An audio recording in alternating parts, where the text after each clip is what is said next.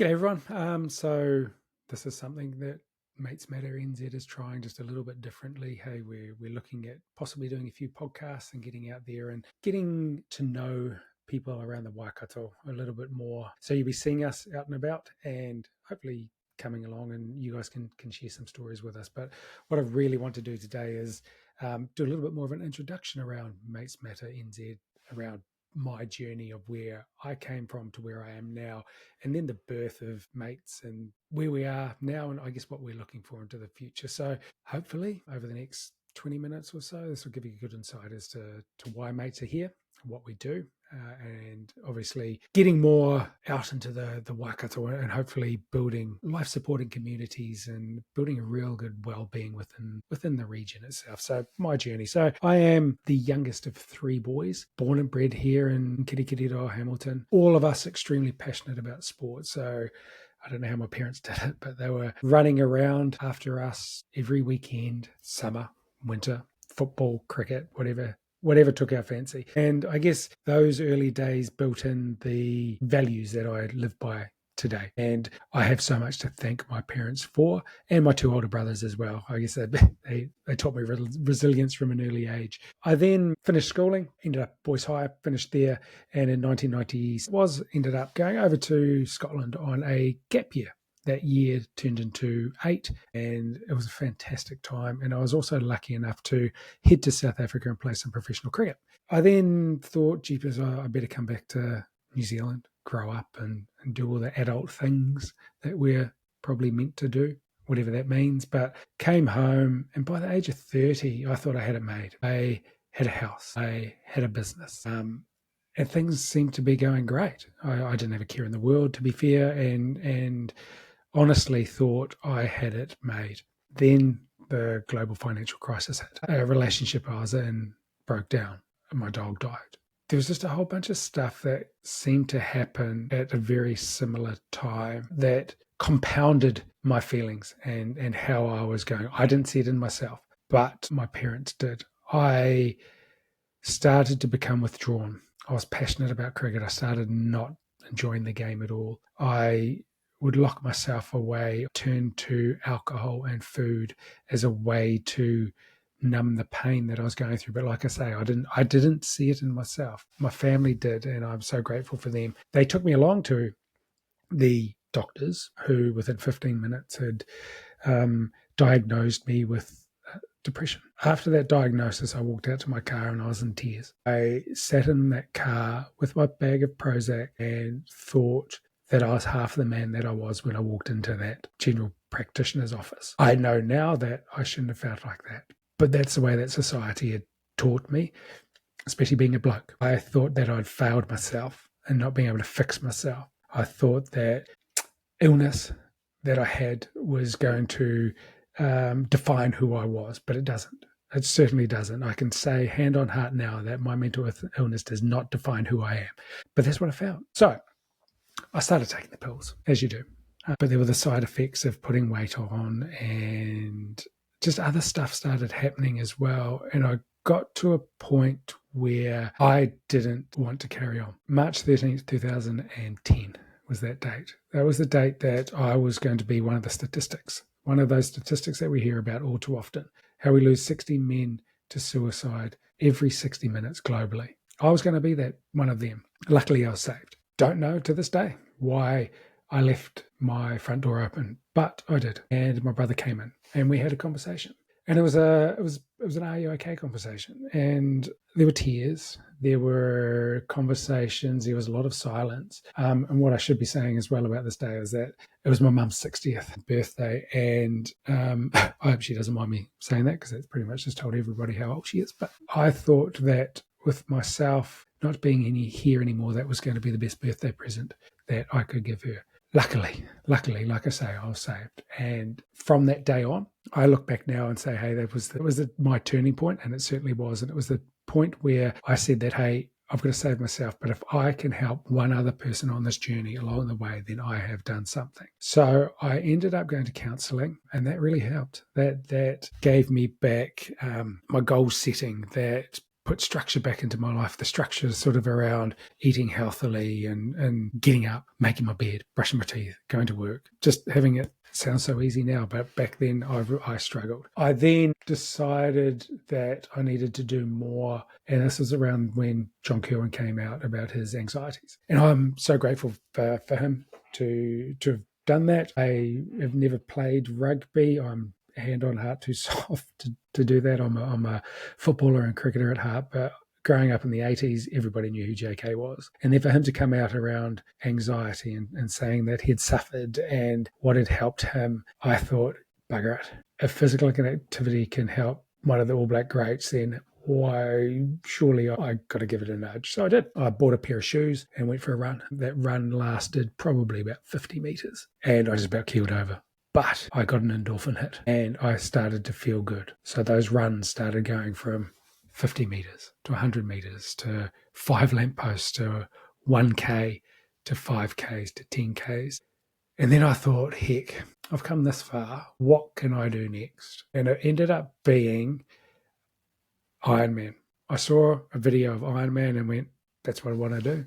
3.8K swim, 180K bike ride, and a marathon all in one day. I hadn't been in a pool for God knows how long. I didn't own a bike at that stage. And my running, I was up to 10, 15K or something like that. So I had a hell of a lot of work to do, but I was hell bent on making sure that I'll get to that start line and run that race, because that was going to be me showing that anything is possible, that physically, mentally, you can do anything.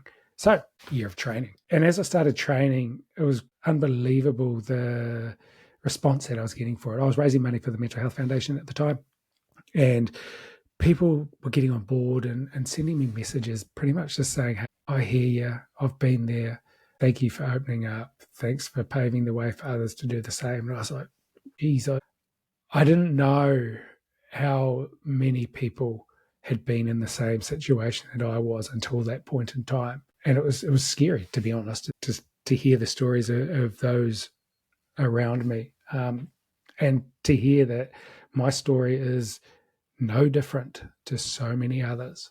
And hopefully that opening up and being vulnerable during that time was paving the way for others to do it. So the year of training was great. I was able to get some sponsors on board. I was walking around like a sponsored athlete. I have no idea how I did that, but I guess it was just the journey I was on and why I was doing it. People got behind me, and it was absolutely fantastic. Fortunately, where the bomb hit the day of the race was cancelled. I was gutted, to say the least. And we had to do a half Ironman the day after. Hate's a strong word, but I really disliked that day purely because I'd set this goal, this big hairy ass goal of doing Ironman, and it was taken away from me. It was then a decision that I had to make around, am I going to go around again? Am I going to put that amount of training in again? To train for something that big was a no-brainer. I was 100% in it. I was all in. And during that time, I started off training, I was 120 kgs. And by the time that first Ironman had come around, I was down to around about 100. I'd start to look in the mirror and start to love myself again. And in doing so, I was allowing others in as well. And it was during this time that I met my now wife. And we've got an amazing young 7, nearly 8-year-old. And I look back now and say my journey and meeting my now wife and having my son, I'm so grateful for that journey and helping me get to where I am. So that second year of training, I did it again. And 10 days out from Ironman, I had a heart attack. I was 33 at the time. Ended up having a stent put in. There was an 80% blockage in one artery. I'm sort of just glazing over this a little bit, but yeah, it was gutting as well. But I put the heart attack down to, I'm no GP, I'm no doctor, I've got no medical background at all. But I put that down to, yes, I was 120 kgs. When I was at my lowest, I was smoking, I was drinking, I was eating shit food. I was not looking after myself. And then the stresses and everything of the depression that I think put so much pressure on my heart and built up over time the blockage in there. So thankfully, I was able to get the medical attention I needed. It wasn't really a heart attack, so they are serious, but it wasn't one where I had to be rushed off to hospital. I was running at the time. And then a couple of days later is when I ended up in hospital with having the stent put in. So then again, training, a year of training for Ironman. So in 2014, I was able to do Ironman. And really, for me, it was the celebration. It was the victory lap of all the years of training, but also the fact that I'd got the black dog off my back. I'd locked that black dog in its kennel. We talk about the black dog. When I talk about the black dog, I'm talking about depression. I had done something that I never thought was possible. And it just motivated me to continue on that journey. So now it is a massive part of who I am. But as I finished and the dust settled from Ironman, so to speak, it was like, well, what's next? There's all this talk of support or what we need within the mental health space. I lost friends to suicide. There were high profile people that were dying by suicide. I just got over the talk. I got sick of it. There was just all this talk and no action. So in 2019, really, I guess the birth of where Mates Matter NZ came from. And it was honestly, hand on heart, it was born out of frustration of lack of stuff going on. So then in 2019, I started up a Facebook group, and that grew. And then I was like, actually, we need to be doing more. And in 2020, South and a couple of others set up the Mates Matter Charitable Trust. So we set up the Charitable Trust. It was during COVID time, so it made it even harder. But I was just knowing full well that the end game, the end goal for us was to be building life-supporting communities around the Waikato. Set that up in 2020. In 2022, we ran our first mental health first aid program, which was absolutely fantastic. And then from that point on, I guess from 2023 onwards, we've now built our website. We have resources. I've got the wallet card here that we hand out to people. We've got posters.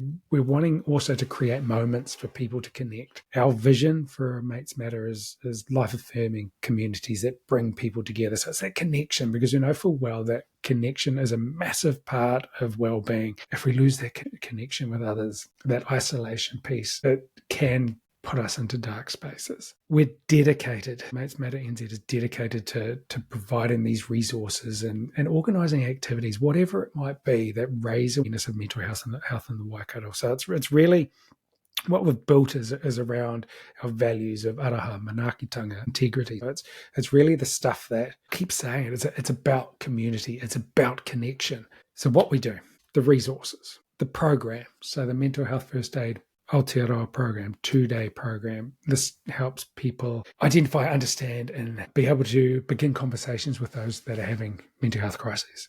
Fantastic program. We also have the Mates Talk. So the Mates Talk is a 90-minute introduction to wellbeing.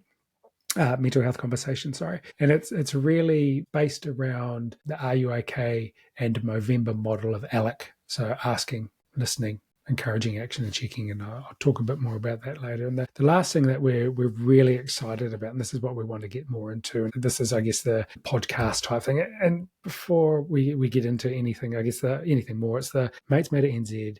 We're not going to be the giant in the mental health space. Hey, if we can be the eyelash on the giant, then we're doing bloody well, to be fair. If we can be helping people with the programs, with the resources, with the moments, then we're doing what we've set out to do. So the moments, hey, a couple of months ago, we had Pilates on the pitch for men, and we were lucky enough to be able to utilise Sen Park here in Hamilton. And we had 42 blokes turn up 6 o'clock in the morning, many of us not knowing anyone else on the paddock, and were taken through movement, through Pilates, and then able to stand around at the end and have conversations and some food. And it was just that connection piece. It was just so powerful. And that just resonated with us. And we're looking at doing more and more things like that. Hey, it might be a walk around the lake every month. It might be you see us out and about, sat down with this kit, and there'll be 2 microphones, and I might be there and there'll be another mic there, and sit down and have a chat. Let's just have a chat around well-being and what works for you and how you're doing at this point in time. So it's really about just creating moments that matter, moments that people can connect, moments that people can come together and break down that isolation. We're not just about blokes, we're about everybody in the community. So it's about getting everybody in the community together to help. Hey, it might be stepping out of a comfort zone, playing some pickleball, or going for a run, or doing some contrast therapy together, or whatever it is. It's just about creating a moment where people can come together. So I talked about ALEC. So ALEC is something that we have adopted. It was designed and built out of Australia, so through the RUOK organisation, and Movember widely use it now. So it's around asking, it's around listening, it's around encouraging action, it's around checking in. So when I'm talking about asking, and when we talk about asking, it's not it's building on the are you okay? We get told to do that. We are probably getting better and better, not probably, we are better at asking, are you okay? But it's building on that. It's taking it to the next level, because more often than not, what do you see when you ask someone, are you okay? You get I'm all good. We've got to build on what we see and what we hear, what we notice, and even just the gut feel. It's the things that go deeper than just asking, hey, are you okay? Hey, you're good. You've been a bit quiet lately. Hey, I haven't seen you around the club for a while. Are you doing all good? Hey, I understand stuff's been happening in your life. Are you all good? How is work affecting the way you are at the moment? Are you okay today? And it's just building on those are you okay questions. I know, I mean, it's easy for me to say, because this is something I've done multiple times and talk people through it and things like that. But it's around, if we're doing this with aroha, with compassion, with empathy, how we're going a bloody long way to helping people. We've got 2 ears, 1 mouth, so we should be doing to us as much listening as we are doing speaking. And that's the L. So that's the listen. So it's listen to understand rather than listening to try and fix, because especially us blokes, we'll just try and fix. If we hear something, it's like bang, straight into fix it mode. We've got to listen to understand what that person is going through. And embrace the silence. That first date awkward silences that might be happening, embrace it. The person that you're talking to and asking questions and asking if they're okay, their head is going a million miles an hour, and they're thinking about what they're going to be saying next, if they're going to be saying anything. So don't fill that gap. They will talk at some point. Like I say, 2 ears, 1 mouth. Listen to not judge as well. So we're not going into this to judge people or anything like that. And after listening and hearing and understanding, it's encouraging action and simple things like, hey, have you felt like this before? What have you done in the past? Does your organisation have external counselling services, commonly known as EAP? Do you have someone at home that you can be speaking to? Physical activity. Have you tried some physical activity? Because that works with mental health, and just encouraging little bits of action, but also knowing that, hey, there is a point where, or there might be some conversations that you start feeling uncomfortable with, and it's just knowing your limits as well as going, actually, no, I don't know how I can help you at this point in time, but let's talk to someone that can. And then that's accessing the professionals and 3-7s, the services that person might have at their organisation and things like that. But it's really just letting that person know that you are there and that you are care. And then the C, so that's checking in, is what it says on the tin. It's just checking. It's just making time. Hey, I'm going to call you in a couple of weeks, or chucking this person a text message just to see how they're going. It might be along the lines of, hey, remember the conversation we had 2 weeks ago? You said that you were going to do XYZ. Have you done that yet? No. Is there anything that I can help with? It's just letting them know that, hey, you haven't forgot about them, that you do care. So I guess that is a real short introduction to what ALEC is. It's something that, like I say, Mates has adopted. We've got the wallet cards. We've got the posters that we can get out to people if they want them. So just get in touch. And it really is just a way of working within the prevention space rather than intervention. Intervention, we're talking about the professional helps, but if we're working in the prevention space, helping others, looking out for others, understanding what others are going through, then hey, we're going in a really long way to making sure that the Waikato is a great place to be living, because everybody that community is working well and looking out for each other. So I guess the next steps for us, for Mates Matter, is around how you can support us. And it's things like, if you're planning on running a marathon, if you're planning on getting something going at work or whatever it is like that, hey, have a chat. get us involved. We love seeing people do that stuff. We love seeing people smash their goals, but also, I guess for us, hey, there's so many brilliant organizations out there in the country doing great things, and we're all fighting for the same dollar. At the end of the day, we're all fighting for the same thing. So, like I said, we're not the giant. We don't want to be, but any little support can help. So if you plan on doing something like that, then give us a shout.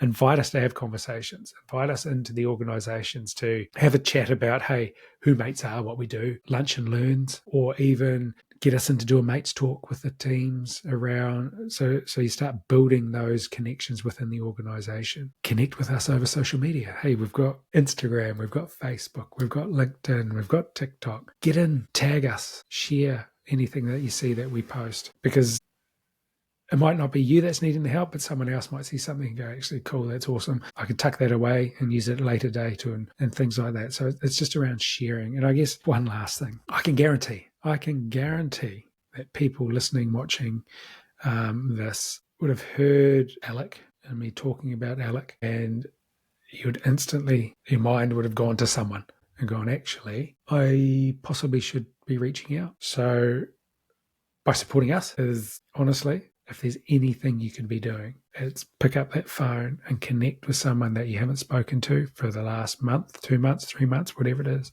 Chuck them a text. Just say, mate, how are you? How are you doing?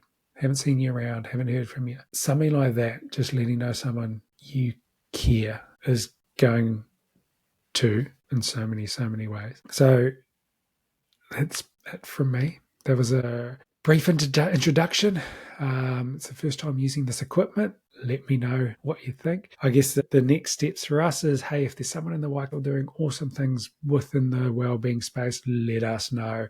Would love to go and have a chat to them, take the kid out and just find out about them and share their stories and share what their organisation's up to. We'll be planning on creating other moments. Yes, the walk around the lake is going to be one, but there'll be loads of others. And we do want to be taking this equipment out and hearing from you all as well. So coming, having a chat to us, sitting down next to us, answering 1 or 2 questions, 30 seconds, whatever it might be. So please let us know. Thank you for your time. I look forward to feedback. I look forward to hearing from you. And I look forward to, hey, having a chat with you one time at some point. Take care.